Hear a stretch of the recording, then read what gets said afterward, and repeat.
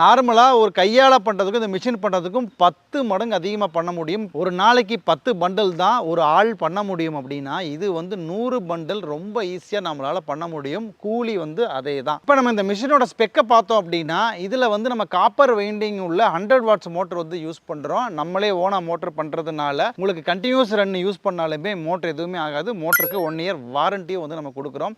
அது இல்லாமல் இந்த மிஷின் சின்னதாக இருந்தாலுமே நம்ம இதில் உள்ள விஷயங்களை வந்து ரொம்ப இண்டஸ்ட்ரியல் ஸ்டாண்டர்டுக்கு தான் வந்து பண்ணியிருக்கோம்.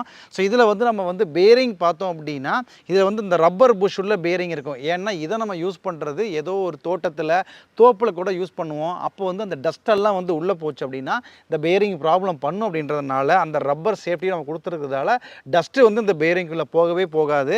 ஸோ இந்த ரப்பர் புஷ் அப்படின்றது நீங்கள் மற்ற நிறுவனங்கள்லையும் கூட இந்த ரப்பர் புஷ்ஷை பார்க்கலாம்.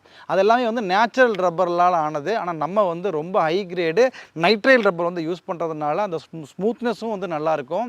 ரொம்ப வந்து வருஷக்கணக்கில் இது வந்து லைஃப் வந்து வரும். நம்ம